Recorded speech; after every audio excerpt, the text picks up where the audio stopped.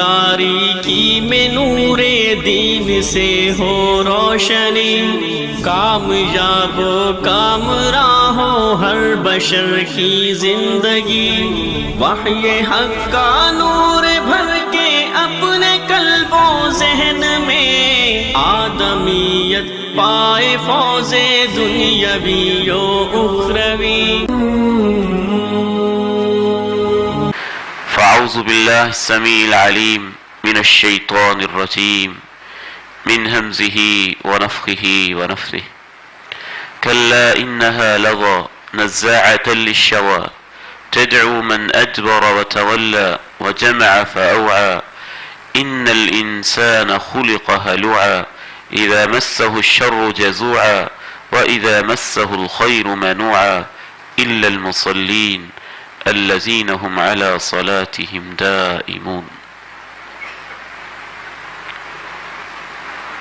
وقال سبحانه وتعالى يثبت الله الذين آمنوا بالقول الثابت في الحياة الدنيا وفي الآخرة۔ انتہائی قابل احترام بھائیوں اور بزرگوں،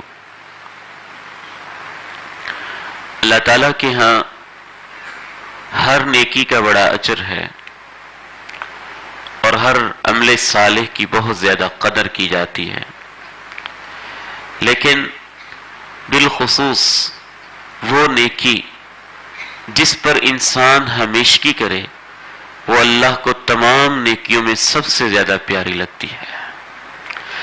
آج کا ہمارا یہی موضوع ہوگا کہ نیکیوں پر ہمیشگی اللہ تعالیٰ کے ہاں اس کا کیا مقام و مرتبہ ہے۔ چونکہ ہمارے ہاں ایک عجب سلسلہ ہے، رمضان المبارک میں نیکیوں کے اندر جوش و خروش اور اس کے بعد پھر اس کے اندر ایک ٹھہراؤ اور انقطاع نظر آتا ہے۔ ہمارے اسلاف کہا کرتے تھے کہ جس کا رمضان ایک مہینے کا ہوتا ہے اس کی عید ایک دن کی ہوتی ہے، اور جس کا رمضان پوری زندگی کا ہوتا ہے، یعنی پوری زندگی وہ اللہ کی حرام کردہ چیزوں سے بچتا ہے، تو اس کی عید ہمیشہ ہمیشہ کے لیے ہوتی ہے۔ بالکل ایسے ہی جیسے ہماری روزمرہ کی زندگی میں کسی بھی کام کے اندر ہم تک کامیاب نہیں ہوتے ہیں جب تک ہم اسے مسلسل ہمیشگی اور دوام کے ساتھ نہیں کرتے ہیں۔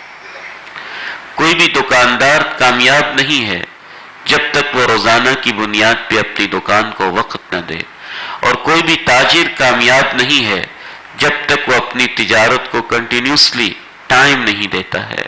کوئی بھی طالب علم اس وقت تک کامیاب نہیں ہے جب تک وہ ریگولر اور باقاعدہ حاضری نہیں دیتا ہے، اور کوئی بھی ملازم اس وقت تک اچھا ملازم نہیں سمجھا جاتا جب تک وہ اپنی ملازمت کے اندر ایک دوام اختیار نہیں کرتا ہے۔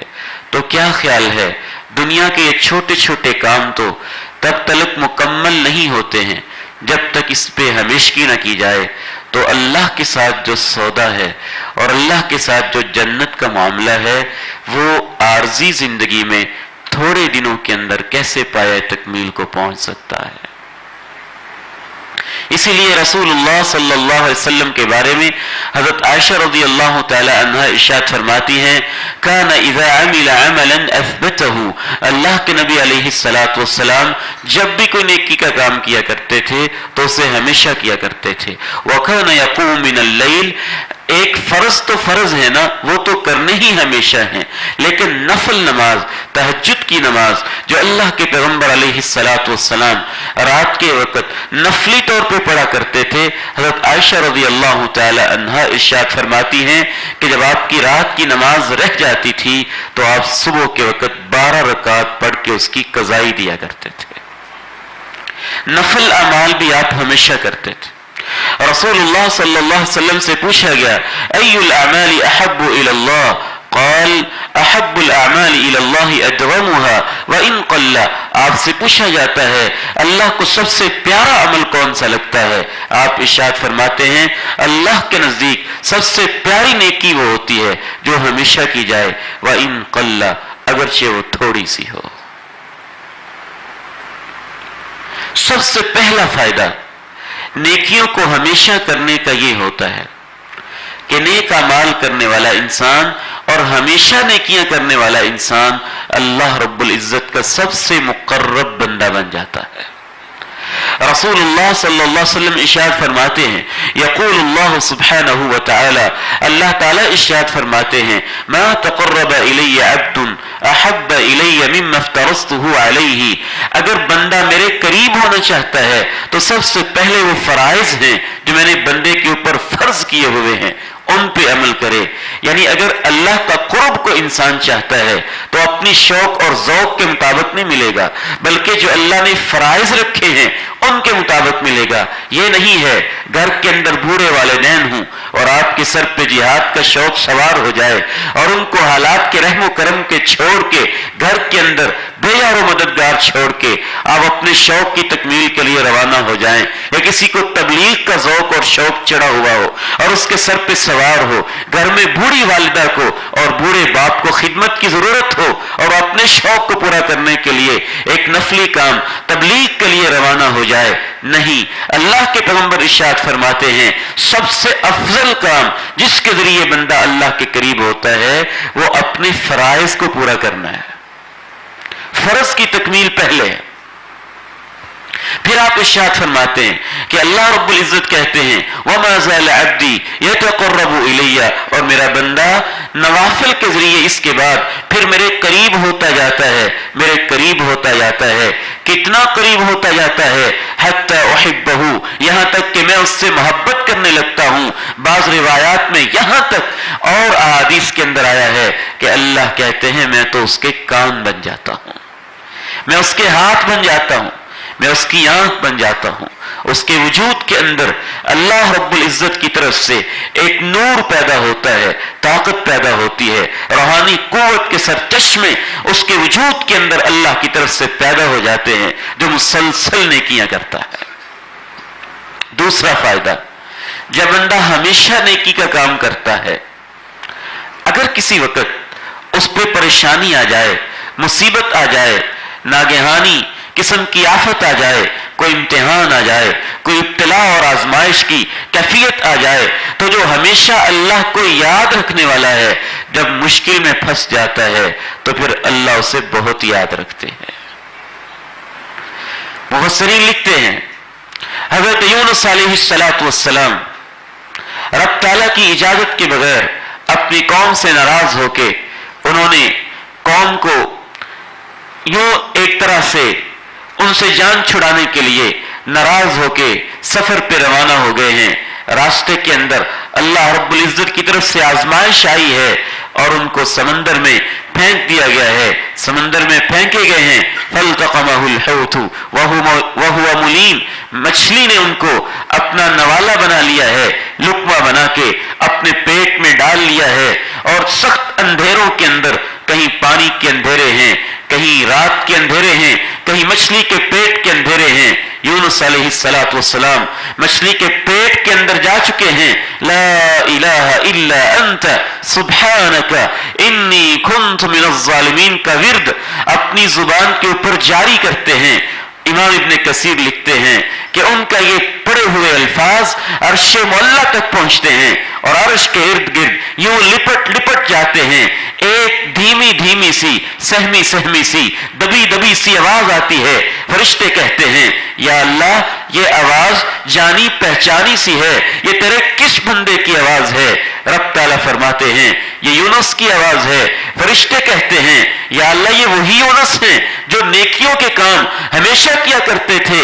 ما مر یوم الا ورفع الیک لہ عمل صالح، اس کی زندگی کا جو دن بھی گزرا کوئی نہ کوئی نیکی کا کام ان کا اوپر کی طرف چڑھ کے آیا کرتا تھا۔ یہ وہی یونس ہیں جو تیرے دین کی تبلیغ کیا کرتے تھے۔ اللہ کہتے ہیں وہ وہی یونس ہیں۔ فرشتے پھر اللہ سے درخواست کرتے ہیں کہ یا اللہ جو ہمیشہ تیرے دربار میں نیکیاں بھیجتا رہا ہے، آج اگر ان سے کوئی کمزوری اور کوتاہی یا کسی قسم کی اے رب تعالیٰ ان سے خطا کا امکان بھی سرزد ہو گیا ہے تو یا رب کریم جو ہمیشہ نیکیاں کرنے والا تھا آج اپنے بندے کی آزمائش اور تکلیف کو دور کر دیجئے۔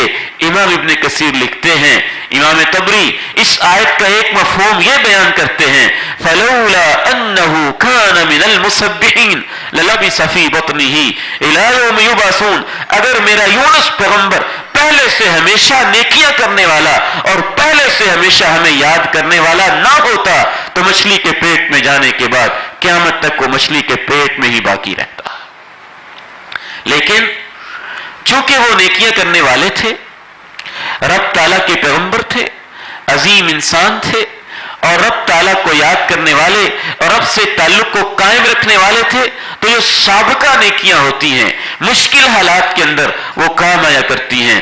رسول اللہ صلی اللہ علیہ وسلم ارشاد فرماتے ہیں تعرف الی اللہ فی الرخاء یعرفک فی الشدہ، جب تم اچھے حالات کے اندر ہو، خوشگوار حالات کے اندر ہو، وسعت اور کشادگی کے حالات کے اندر ہو، تو اس وقت اللہ سے پہچان پیدا کیا کرو، یعرفک فی الشدہ، جب مشکل آئے گی تو اللہ تمہیں پہچانے گا۔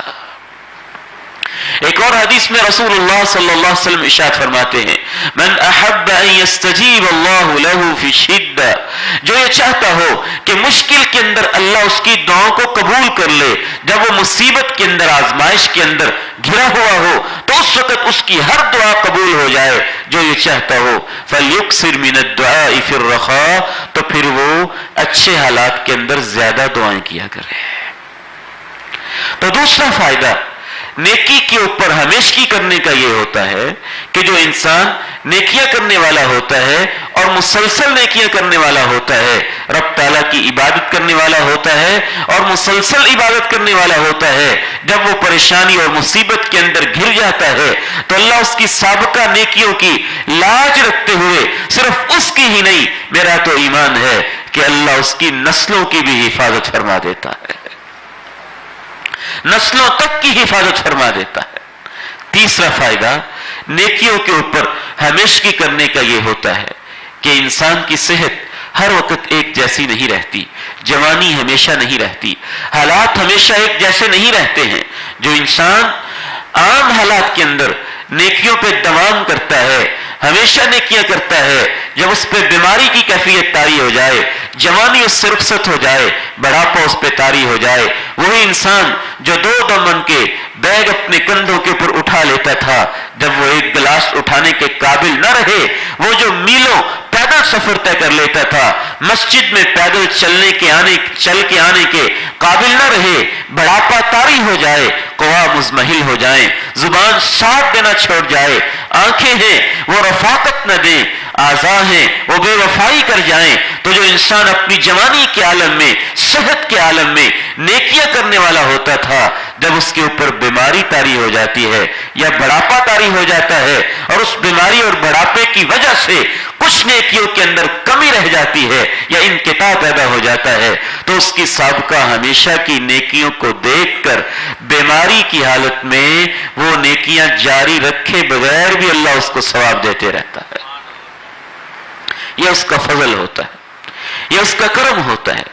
صحابی رسول ہیں اور بڑے پریشان ہیں، بیماری کے عالم میں ہیں، صحابہ عیادت کے لیے جاتے ہیں، کہتے ہیں کہ آپ کیوں پریشان ہیں، آپ اتنے ندامت کے اندر، پریشانی کے اندر کیوں نظر آتے ہیں؟ کہتے ہیں میں اس لیے پریشان نہیں ہو رہا کہ میں بیمار ہوں، میں اس لیے پریشان ہو رہا ہوں کہ میرے اوپر بیماری اس حالت میں آئی ہے جب میں بھرپور نیکیاں نہیں کر رہا تھا، فترہ کے اندر میرے اوپر ایک بیماری کی کیفیت طاری ہوئی ہے، کاش کہ جب میں بھرپور نیکیاں کر رہا ہوتا اس وقت بیماری آتی تو پھر بیماری کے عالم میں بھی وہ ساری میری نیکیاں جاری رہتی۔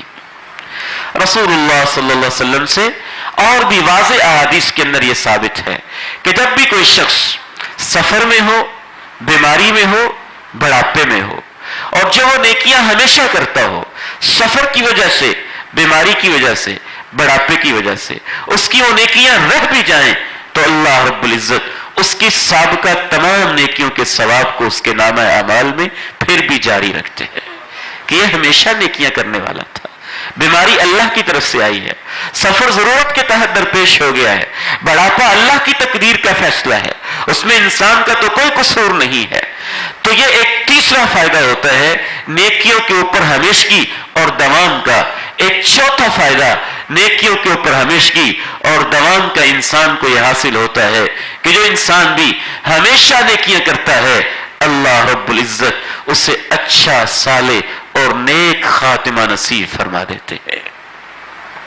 اس کا خاتمہ اچھا ہوتا ہے، صالح ہوتا ہے، نیک ہوتا ہے، اچھی حالت میں ہوتا ہے. موت کے وقت ہی اس کو آئندہ کی خوشخبریاں، جنت کی نعمتیں اور اس کی مبارکبادیں فرشتوں کی طرف سے ملنا شروع ہو جاتی ہیں. ان الذين قالوا ربنا الله ثم استقاموا تتنزل عليهم الملائكة الا تخافوا ولا تحزنوا وابشروا بالجنة التي كنتم توعدون. جنہوں نے کہہ دیا ہمارا رب اللہ ہے، پھر اس کے اوپر قائم و دائم رہے. تتنزل عليهم الملائكة، ان کے اوپر فرشتے قطار اندر قطار بار بار اتر کے کہتے ہیں اللہ تخافوا، آئندہ کیا ہوگا، قبر میں، حشر میں، میدان محشر میں، سوال و جواب میں، پل صراط پہ تم نے اس کا خوف نہیں کھانا. ولا تحزنوا، پیچھے کیا ہوگا، غم نہیں کھانا. وابشروا بالجنہ التي كنتم توعدون، میرا ایمان ہے کہ اس کی روح بعد میں نکالتے ہیں اور جنت کی خوشخبری اور مبارکباد پہلے ہی دے دیتے ہیں. اس کو اپنی پوری کی پوری زندگی کی محنت کا ثمر اور اس کا پھل نظر آنا شروع ہو جاتا ہے. حضرت امام ابو زرع الرازی رحمہ اللہ تعالی کیسے کیسے عظیم لوگ تھے، مرض الموت کے اندر ہے، بیماری کے عالم میں ہیں. ان کے شاگرد ان کے پاس بیٹھے ہیں، جناب ابو حاتم بھی بیٹھے ہیں اور بھی ان کے محدثین کبار شاگرد ان کے پاس بیٹھے ہوئے ہیں. ان لوگوں کی زندگیاں کیسی زندگیاں تھی، علم پڑھایا تو آخرت تک پڑھایا، دعوت کا کام کیا تو آخرت تک کام کیا، دعائیں کی تو آخرت تک کی، تہجد شروع کی تو آخرت تک برقرار رکھی، تلاوت شروع کی تو آخرت تک اس کو جاری رکھا. امام ابو زرع الرازی رحمہ اللہ تعالی کے پاس ان کے شاگرد بیٹھے ہوئے ہیں. دیکھتے ہیں کہ استاد محترم تکلیف کے اندر ہیں، آثار دکھائی دیتے ہیں کہ شاید زندگی کے آخری الوداعی لمحے ہیں، اس کے بعد استاد محترم ہم سے جدا ہو جائیں گے. وہ حدیث یاد آتی ہے کہ مرنے والے کو لا الہ الا اللہ کی تلقین کرنی ہے. آپس میں مشورہ کرتے ہیں، استاد ہیں، کلمہ طیبہ ان سے ہم نے سیکھا ہے، حدیث کا سبق ان سے ہم نے حاصل کیا ہے، تو استاد جی کو ہم کیسے کہیں لا الہ الا اللہ پڑھو. آپس میں مشورہ کرتے ہیں، ہم اس حدیث کا آپس میں مذاکرہ کرتے ہیں، ایک دوسرے کو سناتے ہیں. ایک شاگرد کہتا ہے حدثنا فلان قال حدثنا فلان قال حدثنا فلان، مجھے میرے استاد نے بتایا. رک جاتا ہے. دوسرا شاگرد اس حدیث کو پڑھنا شروع کرتا ہے، درمیان میں رک جاتا ہے. کیسے عظیم لوگ تھے، جاں کنی کے عالم میں، نزع کی کیفیت میں، مرض الموت کے اندر. امام ابو زرع کہتے ہیں تمہیں حدیث پوری نہیں آتی ہے تو میں تمہیں مکمل کر کے دیتا ہوں. بیٹھ جاتے ہیں، پھر حدیث سناتے ہیں. کہتے ہیں حدثنا محمد بن بشار، مجھے میرے استاد محمد بن بشار نے بتایا تھا. قال حدثنا، وہ کہتے تھے کہ مجھے میرے استاد فلان شیخ نے بتایا تھا. وہ کہتے تھے حدثنا صالح بن ابی قریب، مجھے میرے استاد صالح بن ابی قریب نے بتایا تھا. میرے اس استاد نے کہا تھا حدثنا کثیر بن مرہ، مجھے میرے استاد کثیر بن مرہ نے بتایا تھا. کثیر بن مرہ نے کہا تھا حدثنا معاذ بن جبل، ہمیں ہمارے شیخ صحابی رسول اعلم الناس بالحلال والحرام حضرت معاذ بن جبل نے بتایا تھا. قال رسول اللہ، حضرت معاذ بن جبل نے کہا تھا قال رسول اللہ، اللہ کے رسول نے ارشاد فرمایا صلی اللہ علیہ وسلم من کان آخر کلامہ لا الہ الا اللہ، جس کی زندگی کا آخری بول لا الہ الا اللہ ہوگا، یہاں تک پہنچتے ہیں اور فوت ہو جاتے ہیں. دخل الجنہ، وہ جنت میں داخل ہو جائے گا، وہ جنت میں داخل ہو جائے گا. تو علم حدیث سے تعلق تھا، آخری دم تک برقرار رہا. تو اللہ رب العزت نے خاتمہ بھی ان کو اچھا اور صالح نصیب کر دیا. پانچواں فائدہ نیک اعمال کے اوپر ہمیشگی کرنے کا یہ ہوتا ہے کہ اللہ جنتوں کے اندر اس کے درجات کو بلند کرتا رہتا ہے، حتیٰ کہ وہ چھوٹی سی بھی نیکی ہو. بلکہ ہمارے اسلاف کہا کرتے تھے جس کے اندر استطاعت ہو کہ وہ کوئی ایک ایسی نیکی تو اپنی زندگی میں رکھے جس کے اندر دو خوبیاں پائی جاتی ہوں. نمبر 1، کوئی اس سے واقف نہ ہو، اور نمبر 2 وہ نیکی ایسی ہو کہ وہ ہمیشہ کرتا ہو. ہمارے اسلاف جو علماء آخرت تھے، جو آخرت کی فکر کے ماہر تھے، کہتے ہیں ہر بندے کو چاہیے جس کو بھی اللہ توفیق دے دے کہ کوئی ایک ایسی نیکی چھپا کے رکھے جس سے لوگ واقف نہ ہوں، حتیٰ کہ اس کی بیوی کو بھی خبر نہ ہو، اور وہ ایک نیکی ایسی ہو کہ اس پہ ہمیشہ عمل کرتا رہتا ہو. امید ہے کہ اللہ اس بندے کو جنت ضرور نصیب کر دے گا. ہمیشہ نیکی کرنا اور پھر اس کو چھپا کے کرنا، اس سے تو اللہ جنت کے اندر صرف جنت نصیب ہی نہیں کرتا بلکہ جنت کے اندر درجات کتنے بلند کر دیتا ہے. حضرت ابو ہریرہ رضی اللہ تعالی عنہ سے کونین کے تاجدار آمنہ کے لال علیہ السلام پوچھتے ہیں، اے ابو ہریرہ دلنی علی ارجع عمل عملته فی الاسلام. ابو ہریرہ مجھے بتاؤ اسلام لانے کے بعد سب سے خوبصورت اور سب سے زیادہ جس عمل پہ تجھے امید ہے وہ تو نے کون سا عمل کیا ہے، کون سی نیکی کی ہے؟ جناب ابو ہریرہ رضی اللہ تعالی عنہ حیران و ششدر رہ جاتے ہوں گے یہ سن کے کہ اللہ کے پیغمبر مجھ سے پوچھ رہے ہیں سب سے خیر والا، زیادہ امید والا عمل اور نیکی تو نے کون سی کی ہے؟ کیوں؟ اس لیے انی سمعت دفن علیک بین یدی فی الجنہ، میں جب جنت کے اندر گیا تھا تو میں نے اپنے آگے آگے تیرے قدموں کی چاپ اور تیرے جوتے کی چاپ کو سنا ہوا ہے. میں نے سنا ہے کہ جب میں جنت میں تھا تیرے قدموں کی آہٹیں، تیرے قدموں کی چاپ مجھے آگے آگے سنائی دے رہی تھی. تو نے سب سے زیادہ امید والا عمل کون سا کیا ہے؟ جناب ابو ہریرہ رضی اللہ تعالی عنہ جواب دیتے ہیں کہ میرے نزدیک سب سے زیادہ امید مجھے اس عمل کے اوپر ہے، ما تطہرت طہورا فی یوم او لیلہ، جب بھی دن ہو یا رات جب بھی میں نے وضو کیا ہے الا صلیت بذلک الطہور رکعتین، تو میں نے اس وضو کے بعد 2 رکعت نفل ادا کیے ہیں اور یہ میں نے ہمیشہ کام کیا ہے. اس حدیث کے سیاق و سباق سے واضح معلوم ہوتا ہے حضرت ابو ہریرہ ہمیشہ ایسے کرتے تھے، صبح یا شام جب بھی وضو کیا اس کے بعد 2 نفل پڑھ لیے. کہتے ہیں کہ یہ عمل ہے جس پہ مجھے بڑی امید ہے. تو اس سے اندازہ ہوتا ہے کہ 2 رکعتیں نفل کی اس پر بھی انسان ہمیشگی کرے تو اللہ اس کے قدموں کی چاپ کو بھی جنت میں پہنچا دیتا ہے. کیسے اس کے مقام کو بلند کر دیتا ہے.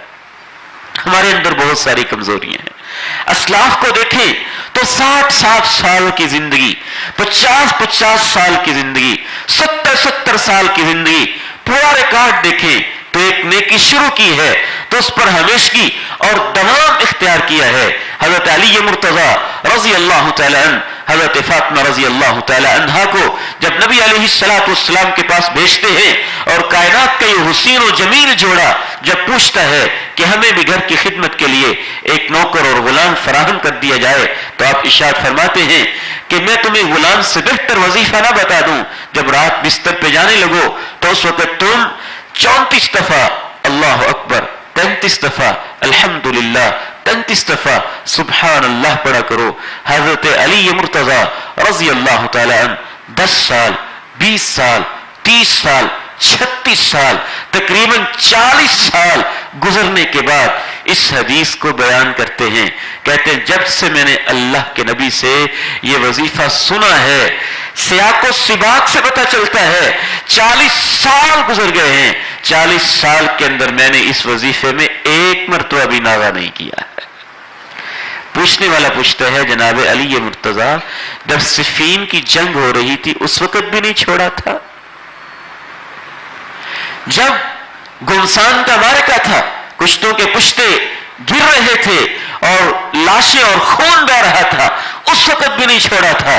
حضرت علی مرتضیٰ رضی اللہ تعالیٰ عنہ کہتے ہیں میں نے اس رات بھی اس وظیفے میں ناغہ نہیں کیا تھا، اس رات بھی میں نے اس وظیفے کو نہیں چھوڑا تھا. حضرت عمرو بن عوس رضی اللہ تعالی عنہ بیان کرتے ہیں کہ مجھے میرے استاد محترم نے بتایا، وہ کہتے ہیں کہ مجھے میرے شیخ حضرت انبسہ جو حضرت ام حبیبہ کے بھائی ہیں مجھے انہوں نے بتایا. حضرت انبسہ کہتے ہیں مجھے میری بہن مومنوں کی ماں حضرت ام حبیبہ نے بتایا. حضرت ام حبیبہ کہتی ہیں کہ اللہ کے پیغمبر علیہ الصلوۃ والسلام نے یہ ارشاد فرمایا من صلی सिंतई अशरत रकाअतन, जो शख्स भी एक दिन के अंदर 12 नफल पढ़ता है, बुनिया लहू बैतुन फिल जन्नह, तो उन 12 नफल के बदले में उसके लिए जन्नत में एक घर बना दिया जाता है। शारहीन हदीस लिखते हैं कि यहाँ 12 नफलों से मुराद 12 सुन्नत मुअक्कदा है।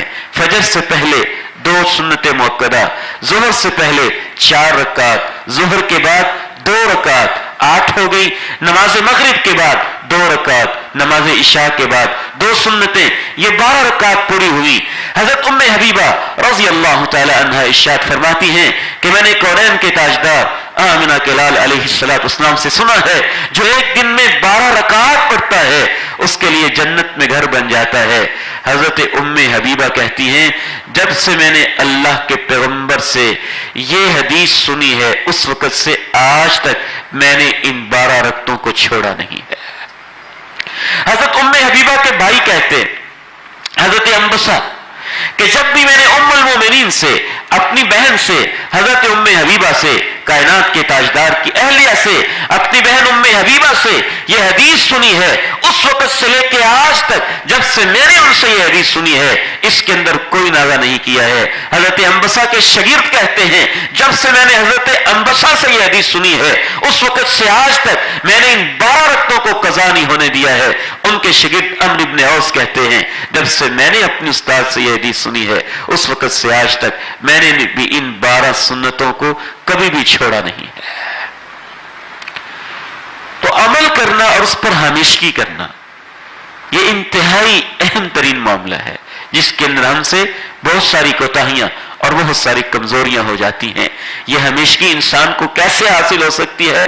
सबसे पहली चीज तो यही है कि इंसान इसकी अहमियत को समझे कि जितना वो अमल के ऊपर हमेशगी करेगा, एक अमल का सवाब है, एक उस पर हमेशगी का सवाब है, ये अलग सवाब होता है। अमल करने का अलग सवाब है, उस पर हमेशगी करने का अलग सवाब है, और इतना सवाब है कि वो अमल महबूब तरीन हो जाता है। दूसरी बात कि हम बहुत दफा काम जोश के साथ बहुत ज्यादा शुरू कर देते हैं, इसकी बजाय अल्लाह के नबी अलैहिस्सलाम इरशाद फरमाते हैं, अल क़स्द तबलुगु, दरमियानी चाल चला करो, दरमियानी चाल चला करो। बजाय इसके कि एक दिन हम दुकान खोलें और 16 घंटे बैठे रहें और उसके बाद फिर 2 दिन खोलें ही ना। एक महीना तो हम दुकान खोलें और 14-14 घंटे ड्यूटी दें और उसके बाद 1 महीना 2 महीने बंद ही पड़ी रहे। इसकी बजाय यह बेहतर है कि रोजाना खोल लें और 6 घंटे टाइम दे लें, 8 घंटे टाइम दे लें। दुनिया के मामलात में तो हम इस चीज को समझते हैं कि दवाम और हमेशगी की क्या अहमियत होती है। दीन के मामलात में भी अल्लाह के नबी अलैहिस्सलाम इरशाद फरमाते हैं, अल क़स्द तबलुगु, आहिस्ता आहिस्ता चलते रहो, जन्नत में पहुंच जाओगे, मंजिल मिल जाएगी। वक़्लुफ़ू मिनल अअमालि मा तुतीक़ून, उतने काम करो जितनी तुम्हारे अंदर हिम्मत और ताकत है। गोया कि शरीयत ये चाहती है, काम बेशक इंसान थोड़े करे लेकिन हमेशा करे, दरमियाने दर्जे के करे लेकिन हमेशा करे। अगर बहुत ज्यादा करे, हमेशा करे, यह भी बड़ी अच्छी बात है। लेकिन हमारे जैसे कमजोर लोग जो बहुत ज्यादा नहीं भी कर सकते हैं, कम से कम वो ये जरूर करें कि जो फराइज हैं उन पर पाबंदी करें, जो अहम मामलात हैं उनकी इस्लाह करें, दरमियानी अपनी चाल को रखें, लेकिन हमेशा वो चाल चलते रहें। तीसरा इसके लिए नुस्खा, जिससे इंसान आमाल हमेशा करेगा, हमेशा अपने सामने मौत को याद रखे और अचानक मौत को याद रखे और इस्तेज़ार रखे, खुसूसन अपने रिश्तेदारों में से, आइज़ो अक़रबा में से, दोस्तों में से, वालिदैन में से, भाइयों और बहनों में से, शागिर्दों और असातिज़ा में से, अक़ारिब में से। याद रखें इन लोगों को जो अचानक दुनिया से चले गए थे। इससे इंसान में शौक पैदा होगा, किसी भी वक्त में जा सकता हूं और अल्लाह करे कि मैं नेकी के काम करते हुए जाऊं। और आखिरी चीज जिससे इंसान हमेशगी इख्तियार करता है, वो अच्छे लोगों की सोहबत है, जो हमेशगी करने वाले हों, नेकी पे मेहनतें करने वाले हों, ان لوگوں کی رفاقت اختیار کرنا اور ساتھ ساتھ اللہ تعالیٰ سے دعا کرنا، یا مثبت القلوب ثبت قلبی علی دینک و طاعتک، اے اللہ مجھے اپنے دین کے اوپر جما دے اور ثابت قدمی نصیب فرما دے۔ اللہ تعالیٰ سے دعا ہے مجھے اور آپ کو اللہ تعالیٰ توفیق دے، ہم نیکیاں کریں اور آخری دم تک کرتے رہیں، حتیٰ کہ ہماری موت آئے تو کسی نیک کام کی حالت میں اللہ ہمیں موت نصیب فرمائے۔ وآخر دعوانا ان الحمد للہ رب العالمین۔